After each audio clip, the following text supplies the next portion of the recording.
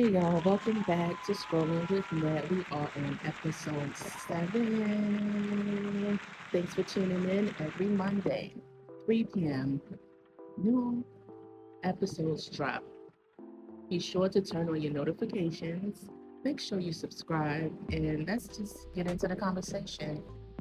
So, what I wanted to talk about today, um, have you guys seen the Salt and Pepper game?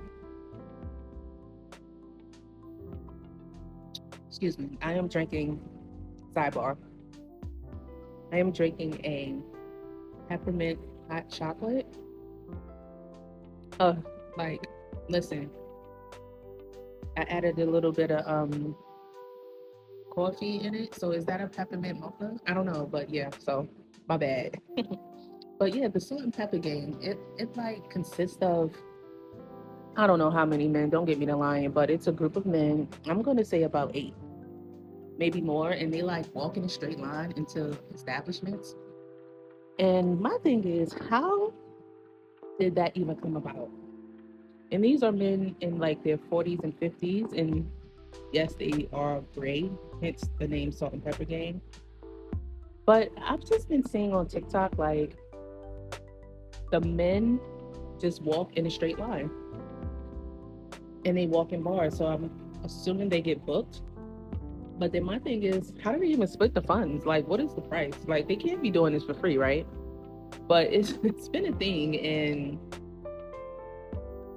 I know one of them has like a podcast. I haven't really dug deep into every like individual, but I just find it cringy. Like it's one thing, everyone has a hustle. We're in a time where listen, you want to make money hand over fist in many different ways, right? But it's just weird when you see grown men, and I may be sounding like, you know, a hypocrite or whatever, because usually women are celebrated for their looks. I mainly see men celebrated for their looks online. Like I haven't seen it in like physical real time, if that makes sense. So to see men who take pride in their looks is great. But to the point where you're like walking in a single file line and people are just like women are just like enamored. It's like geriatric Magic Mike, but like no shade to them. I'm not trying to age shame, but like not dancing. I don't know. What y'all think about that? I think it's so odd. I think it's so odd. But have y'all checked out my last episode? We talked about the Danish deception and we talked about Kai Cenat and Agent and things like that, right? AMP, Ray, the youth when it comes to streaming. I touched on like a certain topic. But to bring it back to the Danish deception, I don't want to harp on it because I know it's been like the talk for like a week now. And by the time this episode airs, it'll be stale tea, hopefully. But there's been new developments, and the Danish prince, he's still scamming, guys. He's like in Tulum somewhere, scamming women in a run club. And the reason why I'm bringing this up is because, you know, loneliness can fuel desperation. And a lot of times when you want something so badly, you will ignore all the signs that God gives you, all the warnings, all the red flags.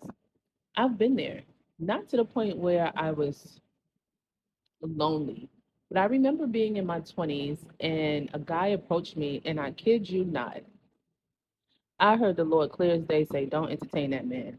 But I gaslit myself and was like, maybe I'm overthinking, and it's probably my PTSD from a bad relationship.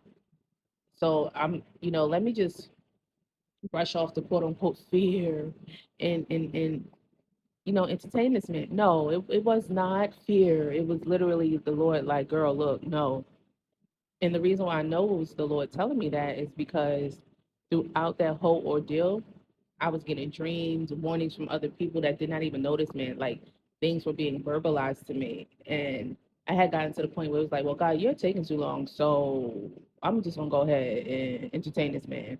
And that was one of the biggest mistakes I've ever done. So, ladies, that intuition, that discernment God gives you, don't gaslight yourself, and you need to take heed to it. And the reason why I bring that up is because when you listen to Anyaka's story, you can see, based on what she's told us, how many times she gaslit herself, was disobedient, ignored the red flags, and it cost her in the long run.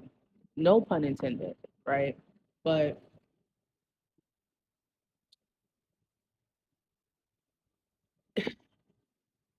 it's it's almost, we're on the cusp of 2026. There is no way you should still be getting scammed at such a high level. You know, I see a lot of stories online. We see the Netflix documentaries of women time and time again being duped out of their funds and being left to hold the empty bag while the man runs off and continues the cycle. So at what point do we hold women accountable? You know what I mean? And it's not to victim blame. So I see a lot of accountability on being placed upon Onyeka, and people are holding her feet to the fire. And I get it. And when you look at that situation, it's very layered, and the proximity to whiteness is very prevalent. But this woman was a victim of her delusions and not necessarily a victim of the man, because everything was pretty much based on what she's told us, a clear indication of, hey, this man is lying. You know what I mean? Like, blatant. And she just didn't do her due diligence.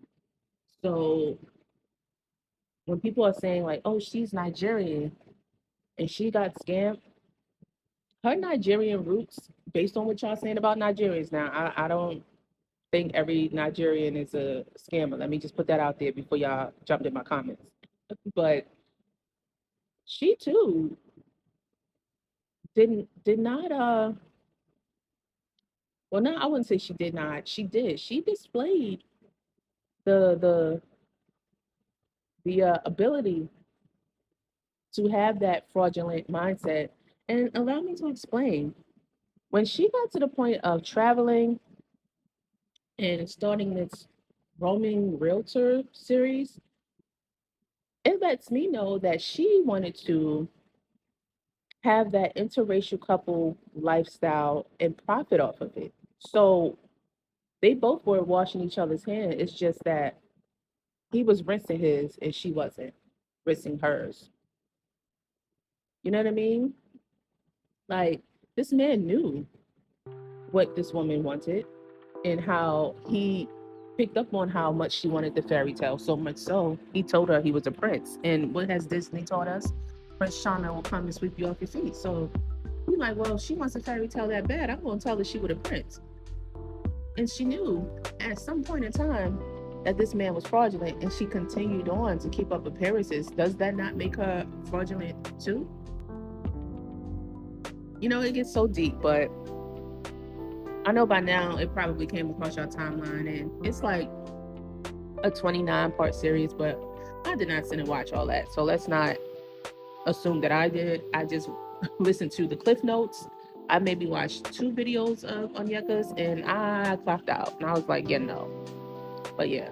So with that being said, I just would like for people to, men and women alike, to really ask yourself when you're entertaining someone, why are you entertaining said person? And if there's any red flags, ask yourself, why do you choose to ignore said flag? Like, if you take the rose-colored glasses off, those flags will still be red, you know?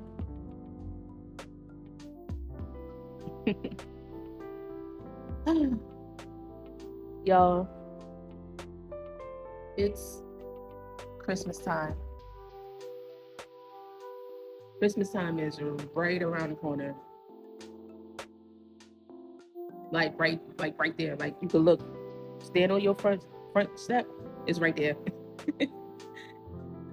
Did y'all get your pajamas and all of that? Did y'all listen to my episode 3 of holidays?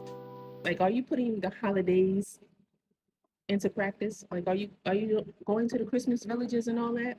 Are you going down to the Christmas tree lightings and stuff? Let me know in the comments. Mm-mm-mm. This hot chocolate is so good, y'all. I'm tearing it up. My bad. But yeah, what do you guys think about the whole Danish deception situation? If you have heard of it, and like, there's new developments. It seems like almost every day. I can't keep up with it all, and I'm not really a celebrity gossip blogger, but I do want to talk about the situation with Candy Burris and Todd Tucker. I recall watching Housewives years ago, but after a certain season, I checked out because it was just like, it's no longer fun to watch. Like, these are wealthy women behaving like high school girls. Who's friends with who? Who's not this person friend? It's like, you guys have so much going on, but yet seem so miserable. And I didn't tune into Housewives to be miserable. I tuned in to the allure of, okay, these are wealthy black women. I want to see what the lifestyle is like. Give me the glitz and glam. But over the time, it just became too much. And with the Candy situation, I know we all can say, well, her mother warned her, and Candy's a multimillionaire, and she's this and she's that, and he just want her money. Now, all of those things could be true. I don't neither one of these people, so who's to say? But there's been things resurfacing where you can see, like, what it appears that Todd was really speaking on his feelings and how he felt in the marriage, but dressing it up as hypotheticals. I guess he has a YouTube channel, and they would talk about hypothetical scenarios, but when you really look at it, you be like, okay, you're talking about how you feel in your marriage. Cool. But what I wanted to get into is, again, what I just spoke of about women ignoring red flags. When I recall, like, episodes when Candy would basically tell Todd, like, hey, our sex life isn't as extravagant as I want it to be. It's we're, once a month is crazy or something like that. And his response was, well, you're no Rihanna and I'm no Tyson Beckford. He made sure to preface it with, I'm no Tyson Beckford and you're no Rihanna. But I always thought that was weird. And Candy was like, whoa, you're doing too much. But it was just like, this is a person you married. What man isn't enamored with his wife that he wants to jump her bones a lot? So I just thought that was kind of odd. And then it was other things along the way, but I didn't read too much into it because at some point in time, like I said, I stopped watching the Housewives series and all of the reality shows. I stopped. You can look on Love and Hip Hop reunions and see me in the audience. Like, I used to really watch these shows and go to the reunions, and not because I like the drama, like, per se. It wasn't like I'm showing up to, oh, what's the tea? I was always curious about the entertainment lifestyle because I always teetered the lines of being in entertainment. Like, I've been on television a few times. I've done extra work, and I've been in certain circles. I know a few celebrities, and I don't brag on the people that I know. I barely even contact these people. You know what I mean? Like, I don't blow up people's phones. I don't overuse my resources, et cetera, et cetera. Right? So, seeing the situation unfold with Candy now and her filing, I just think that accountability needs to rest upon her shoulders as well. And I say that because I believe in a marriage, two parties can be at fault depending on the situation. But I also think that, again, women not wanting to be alone which is very understandable, but going about things a certain way. She had just, from what I can recall, she just had lost, um, I think, a fiance prior to meeting Ty. And it's not to say you can't move on or you're supposed to stay stuck, but it's just like when you move on into situations, and I could be relating this to myself where I was dealing with someone and it didn't work out and I jumped into something right afterwards because I just did not want to be alone during that time. But jumping into something, it cost me in the long run, it cost me a lot of peace back then, and I had to regather. So I just think that we really have to put God in all aspects of our lives and not just a career move, or we need finances, or we need direction on what to do next, or just whatever. I notice a lot of times, and I can speak for myself obviously, but I notice with people mostly, we'll go to God for so much, but when it comes to the relationship part, it's like, yeah, God, I'll take it from here. But if I need you, I'll holler at you. And it's like, no, no, no. The first relationship that truly matters is with you and God, because once your bond is that strong and someone else comes along, He's gonna make sure to let you know, hey, yes, you can move forward with this person, or hey, no, don't move forward with that person. And I think it's important to really allow God to get in there more when it comes to relationships, because we tend to believe in, again, the doctrine of fairy tales. It's like, oh, this one person is just for me. And do I believe God has someone specifically for you? Yes. But I also believe in the free will that He gives us. And we can tend to make decisions based on feelings, and feelings are fleeting. So you have to be careful with that. And I've been single for a very long time. And in my walk, in my season of being single, I look back on relationships, situationships, and the parts that I've played. And a lot of times when it didn't work out, it's because I wasn't supposed to entertain the guy in the first place. I'm just going to be frank and be honest and hold myself accountable. We have choices. We can choose to be with someone and hope and pray that God blesses your choice and your decision making and things work out. I have friends that are married and are in relationships, and I ask them questions because sometimes I can get real analytical and very logical to the point where it's like, all right, you're over analyzing too much and you're not just experiencing.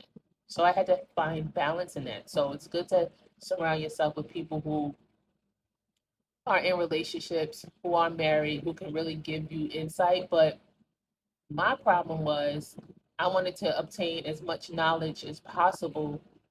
And I remember my friend telling me, like, you're never going to be prepared for a relationship to the point where you're trying to prepare for it, because that person is going to teach you things about yourself and vice versa. And it'll be things that you may not realize and may not know because you're not on the outside looking in, you know? So, as much as you want to have the tools, which is great, you want to learn communication, you want to learn certain things, but once you're in it, that's just like when you go to college, you have an internship. You have to have some experience in the field that you're going to work for, right? But when you graduate college, what do they ask you? Like, you have all the knowledge, but if you haven't had any experience, you know what I mean? It's like, you really haven't had much experience, and you say, well, I interned. You get what I'm going with that? So it's just like you can have the tools, which are great, but you have to have the wisdom to know how to use said tools. So all of the logic is cool and all, but it takes more than that. So I had to learn how not to be so cerebral in everything, but I realized it was rooted in fear because I had to learn balance. I had to learn a lot of balance, and I had to also be accountable and realize that at some point in my walk, when it came to love and relationships, I became so emotionally guarded that I didn't realize that I was. So you hear things like, oh, you are who you attract. I don't believe that, but I do believe who you decide to entertain and stay with. And that is a reflection of how you feel about yourself. It's like a mirror, you know? So I think that all relates to, even with Onyeka, again, he was a scammer. And in some respect, she was as well. So when she chose to entertain this man and they became one, they bounced off each other. I know people don't want to admit that, but at some point, you got to be real with yourself. And even with Candy and Todd, it was just like based on what is put out there. Again, I don't know any of these people. Even with that situation, they could say Todd is an opportunist, but or he's a user and things like that. But you also have to look at Candy. Not to say Candy's at fault. This is her fault and like blaming her or anything. But when it comes to things that Todd would say, and I'm going based on things that are said, y'all. I'm not saying what I'm saying is set in stone or the truth. But when he would speak on, hey, well, I want to take certain jobs and Candy didn't want me to. She wanted me to stay around and just basically kind of be like the help and whatever, whatever, whatever. It kind of relates to how Todd has presented himself in a way is like, okay, I need to get on a situation where I can control this narrative. And I think that's a similarity that him and Candy shared. It may be different sides of the coin, but again, your person that you link yourself with is oftentimes a mirror. I do believe that to a certain degree. But let me know what you think. Drop down in the comments. This has been another episode of Scrolling with Nette. Be sure to like, comment, subscribe, turn on your notifications, and I will talk to y'all later. I'm going to go finish this hot chocolate. Later, y'all.